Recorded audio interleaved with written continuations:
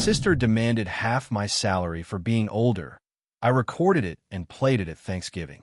I hit record without even thinking, my thumbs slippery against my phone case because the way Dana was leaning across the tiny cafe table felt like a threat you could smile through. Her iced coffee was sweating onto the wood. The sugar packets were scattered like she'd been pawing through them for something sharp.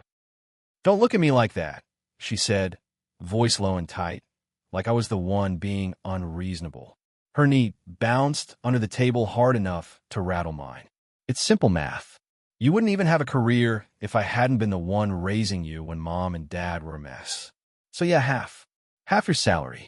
That's what you owe me." My face did this weird hot-cold thing, like my body couldn't decide between rage and nausea. I could hear the espresso machine screeching behind the counter and someone laughing too loud near the window, and it made everything feel unreal, like we were in the middle of a normal day and also at the edge of something that could ruin the whole family. "Dana," I said, and my voice came out steadier than I felt. "You can't just—" She cut me off with a sharp little laugh that wasn't funny. "Can't? Watch me," she said. "You got a raise, didn't you? You got that little promotion, and you didn't even tell me until Mom blabbed. So don't sit there acting innocent. You knew this was coming." She pointed at my chest with her straw like it was a weapon. "Being older isn't free. You've been benefiting from it your whole life."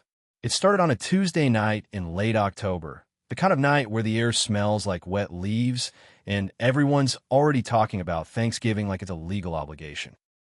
I just gotten off a Zoom call with my manager in HR, and my hands were still buzzing because I'd been bracing for bad news and instead got told I'd been approved for a promotion. More responsibility, yes, but also a real bump in pay. I sat at my kitchen counter with my laptop open and stared at the new salary number until I started laughing, like my brain didn't know what to do with good things.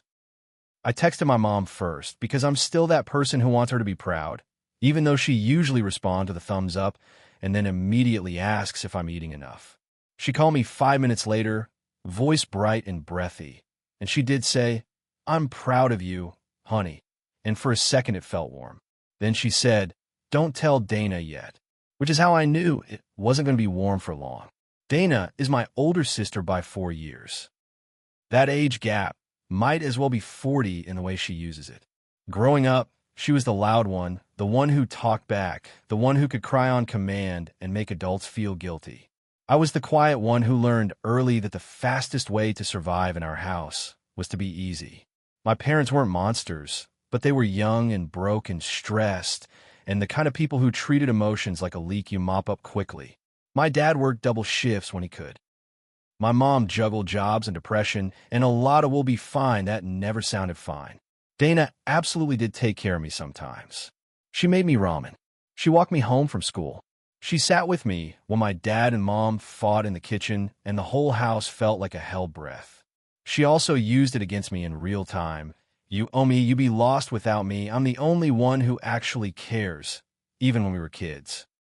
The caretaking came with strings, and those strings turned into ropes as we got older. As adults, Dana's story about her childhood is very clean. She was the hero, I was the rescued, and therefore I exist in her debt forever. My story is messy. She helped, and she also controlled, and both things can be true without turning into a lifelong invoice. Dana's life has been up and down. She'll get a job, hate her boss, quit dramatically. She'll date someone, move in too fast, then call me crying when it explodes. She's brilliant in this chaotic way. She can read people like a book. She can charm a room. She can make you feel like you're the only person who matters until you disappoint her. Then you become an enemy. I've spent years trying to keep our relationship in the safe zone by giving her what she wants in small doses. Listening, helping, picking up the occasional tab, letting her vent. I've also spent years swallowing the little digs she makes whenever something goes well for me. "Must be nice," she'll say. Not all of us got lucky. Like luck is the reason I worked full-time while finishing night classes. Like luck is the reason I have a savings account, and she has Venmo requests. So when my mom told me not to tell Dana about the promotion, my stomach sank. Not because I wanted to hide it, because I knew Dana would smell it like blood. She did. 2 days later, I got a text from her, "Coffee tomorrow." Don't be weird. I need to talk to you. I went because I'm stupid, apparently, and because some part of me still tries to fix things before they break. I also went because I didn't want her showing up at my apartment, which is her favorite move when she wants to corner me. She likes places where I can't leave without looking like the villain. Family dinners, public restaurants, my parents' house, anywhere with witnesses. She arrived 10 minutes late, wearing sunglasses indoors, and she didn't say hi. She slid into the booth opposite me, dropped her bag like a thud, and said so. Congrats on the raise. I blinked. How did you? Mom, she said, with a flick of her hand like my mother was a faulty appliance. Then she leaned in and lowered her voice. How much? My mouth went dry. What? Dana sighed like I was slow. Because I need to know how much you're about to start paying me. I actually laughed, because the alternative was crying. Paying you for what? Her eyes sharpened instantly. Don't play dumb, she said. For being older. For being the reason you're functional. For raising you. For everything Mom and Dad didn't do. Hier. Dana, you can't be serious. That's when her face changed. The smile vanished, and she became that version of herself that makes your skin prickle. I'm dead serious, she said. Half your salary, starting next month. I think my brain short-circuited. I remember looking at her hands and noticing she'd bitten one nail down to the quick. I remember the smell of cinnamon from someone's latte behind her. Half, I repeated, slow, like I'd misheard. Yes, Dana said, like she was explaining basic rent. You can afford it, and I deserve it. You always got to be the one who made it, because I was busy cleaning up everyone's mess. So now it's my turn. I said the obvious thing, no. Dana's eyes widened like I'd slapped her. Excuse me? No. I repeated, and my voice shook now. I'm not giving you half my salary. That's insane. She leaned back and laughed, loud enough that the barista glanced over. There she is, she said, voice dripping. The real you. You got comfortable. You forgot where you came from. I didn't forget, I said, and the anger finally rose in my throat, hot and sharp. I remember everything. I remember you helping. I also remember you taking my birthday money because you said you needed it more. I remember you threatening to tell Mom I was talking to boys if I didn't do your chores. I remember you screaming at me when I didn't answer your calls fast enough. Dana's smile went thin. So now I'm the villain, she said sweetly. Amazing. That's the moment I hit record. Not because I planned some grand takedown. Because I knew what was coming next. Denial, twisting, telling our parents I'm lying, telling our relatives I'm ungrateful. Dana is a master at creating a version of events where she is always the injured party and you're always cruel for not handing her what she wants. I tried to end the conversation like an adult. I said, Dana, I love you, but I'm not doing this. If you need help, we can talk about resources, budgeting, job hunting. She slapped her hand on the table. Don't patronize me, she hissed. I don't need your little advice. I need what I'm owed. Oh, I repeated. Yes, she said. Her voice rose. You owe me because I'm older. That's how it works. You don't get to just climb out and leave me behind. People were looking now. Dana didn't care. She never cares when the attention is on her. I sacrificed, she said. I gave up everything. What did you give up? I asked before I could stop myself. You didn't pay my tuition. You didn't pay my rent. You didn't raise me alone. You helped sometimes, and I'm grateful, but you don't get to invoice me for my entire life. Dana's eyes were bright with something that looked like tears but didn't feel like sadness. Fine, she said, voice low. Then I'll tell everyone what kind of person you are. I'll tell Mom and Dad you're abandoning me. And you know what? I'll make sure Thanksgiving is interesting. I left that cafe shaking. I sat in my car and listened to the recording once because I needed to know I wasn't crazy. Her voice on playback made my stomach twist. The confidence, the entitlement, the casual cruelty. Half your salary. Like it was obvious. Like refusing meant I was a monster. That night, my mom called. I knew Dana had already started. My mom said, voice careful. Dana says you had a fight. We didn't have a fight, I said, and I could hear my own voice trembling with exhaustion. She demanded half my salary. Silence. Then my mom did the thing she always does. She tried to smooth. She's just stressed, she said. She doesn't mean it like that. I stared at my living room wall like it had answers. Mom, I said, she meant exactly like that. My dad got on the phone. What's going on? He asked, already irritated. I told him. There was a pause, and I could almost hear him deciding which daughter was easier to deal with. Then he sighed and said, Can't you just help her a little? My chest tightened so hard it hurt. A little, I repeated. Dad, she wants half my salary. She's not saying literally half, my dad said, like he was negotiating reality. She's emotional. I have a recording, I said, and the words came out before I could stop them. My dad went quiet. A recording? Yes, I said, because I knew she'd deny it. My mom immediately panicked. Don't do that, she said quickly. Don't make it worse. We're family. That phrase, we're family, has been used in my house like a gag. It means swallow it. Be quiet. Don't embarrass us. Keep the peace. Keep Dana calm. For the next 3 weeks, Dana went on a campaign. She texted me long, dramatic paragraphs about betrayal and how she carried me and how I was turning into a selfish corporate robot. She posted vague Instagram stories about people who forget who saved them. She called my parents, crying so loudly my mom could hear her through the phone speaker, and kept saying, She's abandoning me. My parents started treating me like I was the one causing the problem because I wasn't fixing it. I didn't reply much. I couldn't. Every time I typed something, it sounded defensive, and I knew Dana would twist it anyway. So I held on to the recording like a little stone in my pocket, proof that I wasn't imagining it. Thanksgiving came anyway, because holidays don't stop for family dysfunction. My parents host every year. It's always the same. My aunt arrives early to help, but mostly to criticize. My uncle drinks too much and talks too loud. Cousins show up with last-minute dishes. Everyone pretends we're a normal, warm family while walking on invisible mines. I almost didn't go. I sat on my couch that morning with my hair still wet from the shower and stared at my phone, thumb hovering over I'm not coming. But then I picture my mom crying. I picture my dad being cold. I pictured Dana telling everyone I couldn't even show up because I'm too good now. And I hated that the idea of being the villain still controlled me. So I went. I brought a pie. I wore a sweater that made me look like I had my life together. I even practiced calm in the mirror like it was a skill. The second I walked into my parents' house, I knew Dana was going to do it. She was in the kitchen, perched on the counter like she owned it, laughing loudly at something my uncle said. She looked amazing, perfect hair, perfect makeup, that effortless confidence. She turned when she saw me and smiled wide. Sweet fake. There she is, she said. Our little CO. People laughed. My mom laughed too, nervous. My dad didn't look at me. My stomach dropped. I set the pie down and kept my face neutral. Hi, Dana, I said.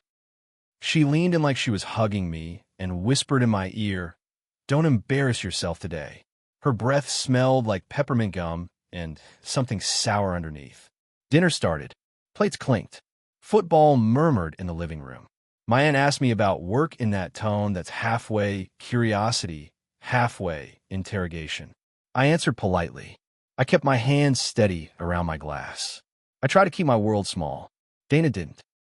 Halfway through the meal, after my uncle had refilled his wine and my cousins were arguing about politics, Dana tapped her fork against her glass lightly. Not a full toast, just enough to get attention. The room quieted in that immediate way people do when they sense drama. My mom's eyes widened. My dad's shoulders stiffened. Dana's smile, bright and practiced. I just want to say, she began, I'm so grateful for family. She looked right at me, even when some people forget what family means. My face went hot. I could feel my pulse in my throat. Dana continued, voice sweet. You all know I've always been the one holding things together, especially when we were younger. She tilted her head, eyes shining. And I don't ask for much. But I think it's interesting when someone in this family suddenly starts making a lot more money and then acts like they can't help the people who help them. My aunt made a small oh my sound. My uncle leaned forward like this was his favorite show. My mom's mouth opened like she wanted to stop it, but didn't know how. My dad stared at his plate. Donna smiled beak. I'm not naming names, she said, while obviously naming names. but I just want everyone to know how hurtful it is when you give your whole life to someone and they won't even share. My hand was shaking under the table so hard my fork rattled against my plate. I could feel my eyes stinging, and I hated it because tears make you look guilty in a room full of people who already want a simple story. My mom whispered, "Dana, honey." Dana ignored her and looked at me. "Right, Maya," she said, loud, like she was inviting me to confess. It's not that hard to be grateful. Something in me went very still. I heard my own voice in my head from the cafe recording. No, that was her voice. Half your salary. That's what you owe me." And I realized she wasn't going to stop. She was going to do this every holiday, every gathering, forever, until I either gave in or disappeared. I pushed my chair back slowly. The scrape on the floor sounded huge. Everyone went quiet. My hands were cold. My mouth felt numb. "Dana," I said, and my voice didn't shake the way I expected it to. "You want to talk about gratitude?" Her smile faltered for a fraction of a second. "I'm just saying." "No," I said louder. "You're not just saying. You're publicly pressuring me because you think I'll cave if everyone's watching." My mom whispered my name like a warning. My dad finally looked up, eyes sharp. Dana's face tightened. "Don't start," she hissed, low enough that only I could hear. "You'll look crazy." I reached into my pocket and pulled out my phone. My hand was shaking so badly I almost dropped it. The whole table's attention locked on the movement. Dana's eyes widened. "What are you doing?" she snapped. I looked at my parents for 1 second, at my mom's pale face and my dad's tight jaw, and then I looked back at Dana. "I'm letting everyone hear what you actually said," I said. My mom inhaled sharply. "Maya." Dana lunged halfway out her chair. "No," she said, voice sharp with panic. "Don't you dare. You're insane." I didn't argue. I just hit play. Dana's voice filled the room, tinny through my phone's speaker, but unmistakable. Half your salary. That's what you owe me. Then, you wouldn't even have a career if I hadn't been the one raising you. So, you have. Then, if you were really grateful, you'd do it without making me beg. The room went dead silent except for the audio. My uncle's fork froze midair. My aunt's hand went to her mouth. My mom's face crumpled like she'd been slapped. My dad's eyes stayed on the phone like he couldn't believe it. Dana made a strangled sound and reached for my phone, but I stepped back. The recording kept playing, every ugly sentence calmly laid out with no room for twisting. When it ended, there was this thick, suffocating pause where no one knew what to do with the truth sitting on the table with the turkey. Dana's face was bright red. "That's," she started, voice cracking. "That's taken out of context." My uncle, of all people, said, "What context makes half her salary normal?" And then looked shocked that the words came out of his own mouth. Dana snapped her head toward him. "Stay out of it," she hissed. My aunt's eyes were wide. "Dunna." "Honey," she said, shaky, "you can't demand half someone's income." Dana's gaze darted around the table like she was searching for her usual allies. My mom was crying quietly. My dad's jaw was working like he was chewing something bitter. My dad finally spoke, voice low and controlled. "Dana," he said, "what the hell?" Dana's eyes flashed with fury and humiliation. "Oh my God," she spat, turning on him instantly. "So now you're all ganging up on me? After everything I've done? Typical. She manipulates everyone with her little recordings, and now I'm the villain." I felt my throat tighten, but I kept my voice steady. "You made yourself the villain," I said. "I didn't put words in your mouth." Dana slammed her hands on the table. Plates rattled. "You're dead to me," she snapped, and then she grabbed her purse so hard the strap twisted. She stormed out of the dining room, shoulders stiff, and I heard the front door open and slam so hard the glass in the cabinet jingled. Nobody moved for a second. The football announcer in the other room kept talking like nothing happened. My cousin's kids started whining softly, confused by the sudden tension. My mom dabbed at her eyes with a napkin. "Why would you play that?" she whispered to me, voice wounded, like I had stabbed someone. "Hier, exhausted." "Because you weren't listening," I said.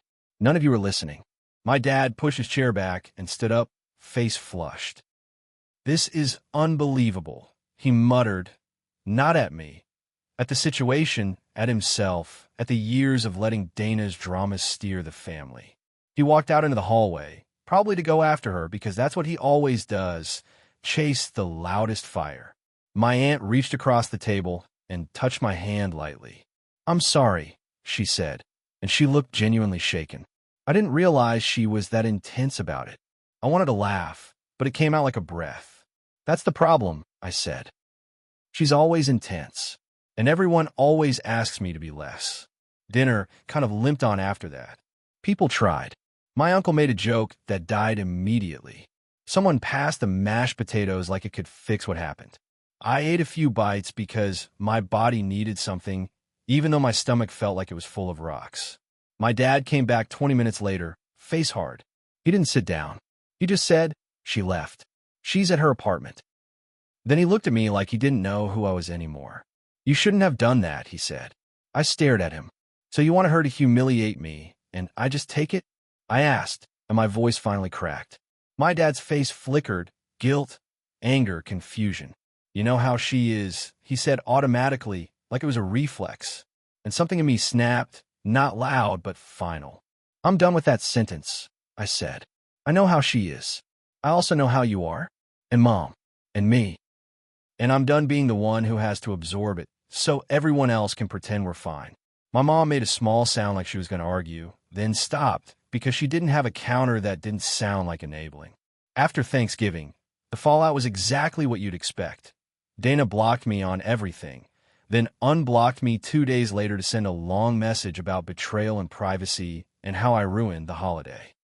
My mom called begging me to apologize for the way it happened, which is always how my family frames things, the delivery, not the harm.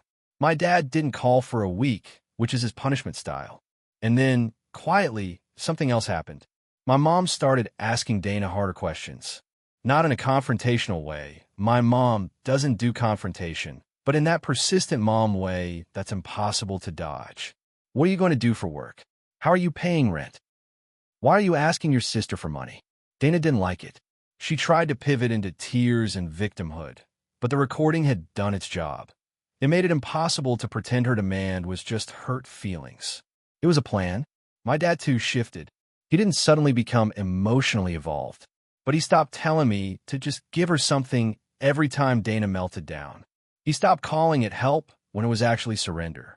The weirdest part? My brother-in-law, Dana's on and off boyfriend, texted me privately. He said, "I heard what happened. I'm sorry." She does that to everyone. And I sat there staring at the message, feeling this heavy mix of vindication and grief. Because part of me didn't want to be right about her.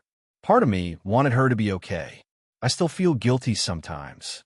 Not because I think I was wrong, but because I hate that it came to that. I hate that I had to weaponize proof to be believed. I hate that the only way to stop my sister from rewriting reality was to play her own words out loud in front of the people who always sidestep them. But I also feel something I haven't felt in years. Space. Like I'm not holding my breath waiting for Dana's next demand. Like my no has weight now. Dana and I aren't speaking. Maybe we will again someday. Maybe we won't. I'm not pretending I'm a hero in a movie. I'm just a person who got tired of being cornered and finally did something that couldn't be argued with. And if I'm being honest, the part that sticks with me isn't even the recording echoing through my parents' dining room. It's the look on Dana's face right before she ran. This split-second flicker of shock, like she couldn't believe the rules had changed. Like she couldn't believe I'd stopped playing the role of the quiet little sister who owes her everything. I did owe her some things. Gratitude, acknowledgement, honesty about how hard our childhood was. I didn't owe her half my life.